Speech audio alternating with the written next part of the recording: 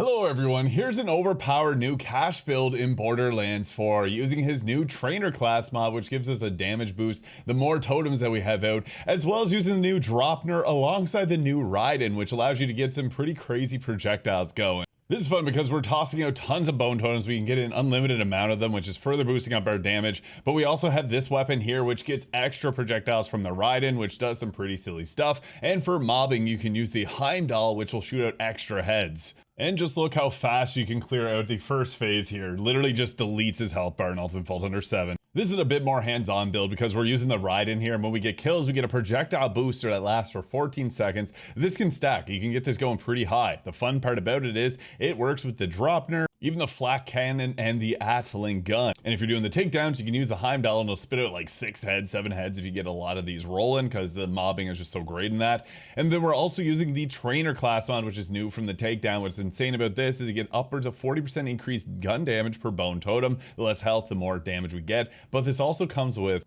points into Dealer's Bluff. Whenever we gain stacks of fortune, restore our action skill cooldown. Funny enough, you can toss out a single grenade if you want to use a just regular ordnance or use elemental weapons. And when we get elemental effects, we get a stack of fortune, which gives us this really quick. Furthermore, we'll be using the red skill tree, getting some bonus incendiary damage and lifesteal, so we're tanky. And the good old fashioned Gloam to Low, just giving us some insane damage, and War Wagon for the infinite ammo. And this thing works all the way up to the takedown rank 20 on Mayhem. It is crazy. So I'll take you guys through from level 1 all the way through to 60. Now, between the Sweet Roll and the Charm Bracelet, this will increase our skill damage. Gloam to Glow is not skill damage like many other things in the game are. So you can go a Sweet Roll here to give yourself some extra health restored, and it will increase your max health. But if you want to increase your overall skill damage to make sure that the bone totems get more damage, you can go a Charm Bracelet, which also comes in the Trainer class mod. These two, it's really between the two of those there. Next, you can go without Fortuna in the early game to increase your windfall chance. However, we're then going to grab Can't Stop Winning later, which just allows you to go into windfall super easy. So I like the Red Moon Rising. This is a windfall skill, so we get bonus incendiary damage, and it actually is quite nice. We're going to grab 1 point into the Devil's Tines, a single point into Luckless, so we can jinx enemies, make them take 20% more damage and deal 30% less, and then Bone Meal Ticket. Now this will make it so that our bone totems have a little bit of a higher success rate to survive, and that's what we want so that we can actually get more of the gun damage increases from the trainer class mod. We're going to take 1 point of Can't Stop Winning. This is a single point that'll give us the increased critical hit chance to enter Windfall, so with that it is really useful.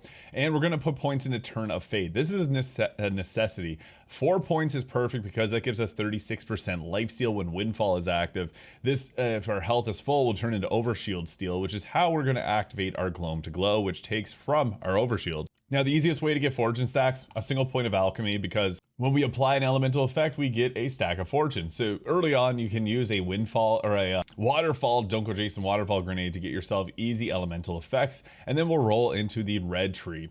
Increased fire rate is really nice, or critical hit damage from your Huckleberry. Unleash, I just like a little bit more for that faster fire rate. We're then going to grab Stand and Bleed for the critical hit chance with action skills and guns. The more crit rate, the better chance we go into Windfall. And after this, I take a single point of Trick Shot, not necessary at all, and then the rest of the points into a Blur of Fingers and Brass, which gives us increased reload speed and fire rate per stack. We don't really care too much about the reload speed, it's more so that fire rate increase that we want. Now, I like to get the infinite ammo here next. I like to take a single point into this truck full of nitro, so this will give bonus kinetic damage. It's nice to get out all of these so that we can activate our War Wagon here. We'll then put 4 points into Lawless, take the 3 points of War Wagon, a single point into Pale Rider. Just every single bonus damage that you can get is always worth taking. Same thing with like Rafa, for example. And then we're going to grab a single point of Nothing Beats Lead so that we can turn our elemental guns into kinetic to trigger War Wagons, so we don't have to worry about ammunition at this point. Afterwards, Mr. Pocket doesn't help us, so we're going to take Unshaken, which will give us increased damage from all sources for every fortune stack that we lose. Easy way to lose fortune stacks is to grab a single point of Dusty Trail. So you do have to slide to lose fortune stacks, which is how you activate from Gloam to Glow. Now, look for this little icon right beside your health bar to know that you got it. You'll see Dusty Trail in this to know you're in Windfall, or to know you're in Gloam to Glow. With Windfall, it's even better, and this will give us increased Overshield amounts as well, but it's going to take our Overshield and put it into our damage. So it's important to make sure that your health bar has the overshield amount to get that extra damage. And you can come back for the single point. You can throw it in a cursed bone, so action skill damage will also jinx, but we activate it and get it so quickly. This just helps out with a bunch of mobs, so you can grab a cursed bones. I prefer Turn of Fate. The more lifesteal we get, the better our results. Again, this is only going to be in Windfall, so some heads up on that. Now, as far as our augments, Three's Company increases Windfall duration. We don't really want that. We want to get in and out of Windfall so we can gain and lose stacks quickly so that we get our action skill back because of the Dealer's Bluff from the Trainer class mod. This is how we're actually able to throw out a ton of bone totems, so it's ideal to have that there. So I like to roll with the Heavenly Sevens here, which will increase the duration. And it also creates a protector totem that'll give us overshield, and if you're playing with friends, it'll give it to them as well. I'm also a fan of taking 5s alive to give yourself that additional charge. So you can have 4 of these, and trust me, you're going to want to have that because we get them back so quickly. You can also go with Mighty 9, as this will give you a free second wind. If you're playing the hardcore mode of the takedown, this may be preferable as it's going to give you a better chance of survival. But this can also cause our guns to get bonus incendiary melee damage for every enemy killed, which is pretty cool. Now, this is built around the trainer class, but I want to do a build regarding this because it's a fun new item to toss in here. This will always come with the reload speed, and gun damage is preferable. Damage dealt increases don't currently work. Hopefully in the future that'll get updated, but you want to get the 3 points into Dealer's Bluff, since we do get that 21% action skill cooldown restored, which means that if you get multiple stacks, you can get your bone totems back quickly. And what's nice about that is you can gain and lose them by sliding around, so you constantly want to be sliding, and alchemy is what fuels those. So having yourself a waterfall grenade works well, or any elemental weapons. The whale class mod also works really well too, because this can give you even further lifesteal, and this one is actually pretty insane whenever you pile that on.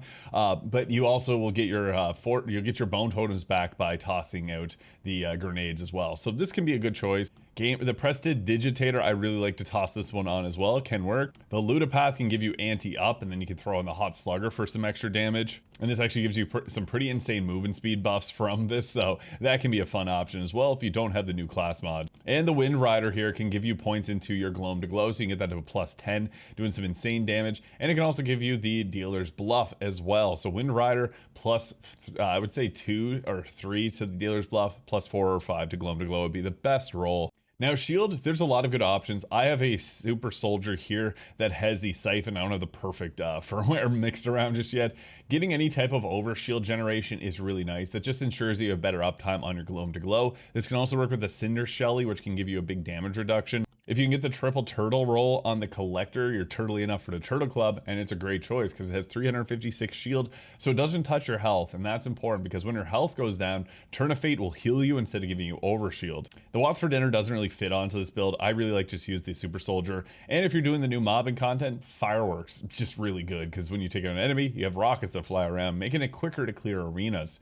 Now, for our enhancement, I like the Torg one because you can have some pretty silly interactions when using the bod here, especially if you got the high caliber, because when you have this, it's going to pierce through enemies. And then when you're using the air burst here, so this will have it explode within proximity and also pierce and explode again. It doubles up your damage pretty insane amounts, and Headringer will give you further increased damage. So the bod is still alive. This is something I posted about in a few previous builds. It's really powerful. I have a lot of different enhancements here. They're all really powerful, but I did do a video on the top 5 enhancements. You can check that out.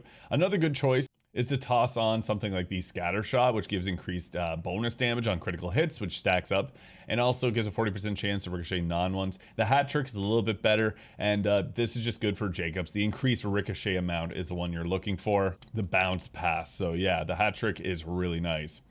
Now, the new Ordnance on the block, the Dropner, this is insane. This isn't even the best possible roll. It can have over 320, I think, K DPS. I have it on a Harlow build.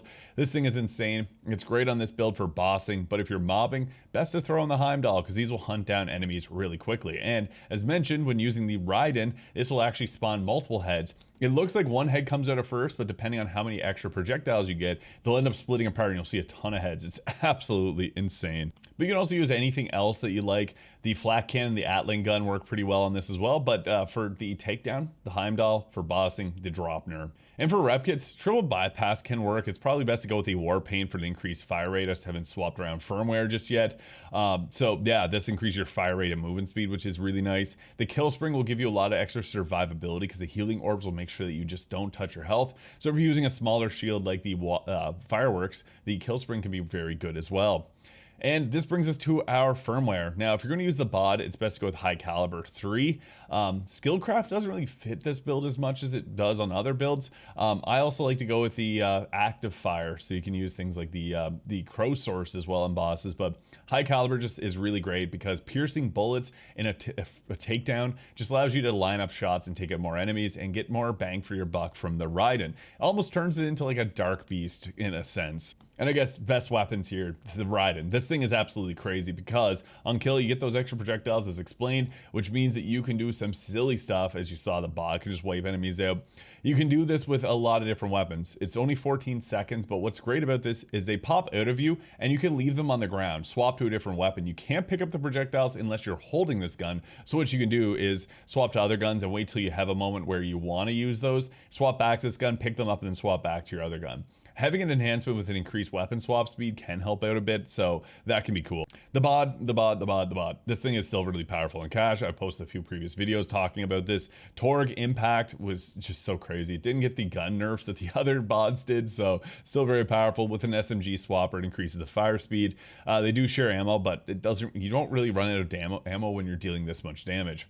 I also like the Stray. This is not a great roll of the Stray. I got a SMG swapper, Ripper, and Jacobs on it with the radiation. So radiation is obviously great for mobbing. The new Schwann song, Nami Schwann. This thing is pretty crazy. With the Torg and Jacobs, it's going to be one of your best new weapons for this new update. And with infinite ammo, it can just clear rooms quickly. But really, if you want easy mode, Stray, Heimdall, you don't even have to think. It's the dad gamer combination, so it just makes things a little easier.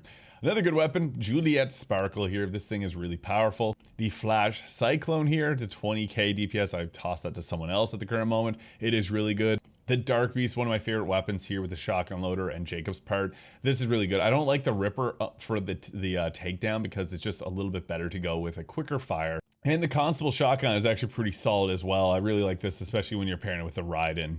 Now for our specializations, Riddle You This gives 50% extra gun damage. If you have a shotgun, you can stack that up very quickly. Honed Mind will make our action skills get the critical hit chance too, and I'm a Gun will give our bone totems even further damage. So these two actually work together very well just to help your bone totems do a bit more damage. I did have the Groundbreaker equipped.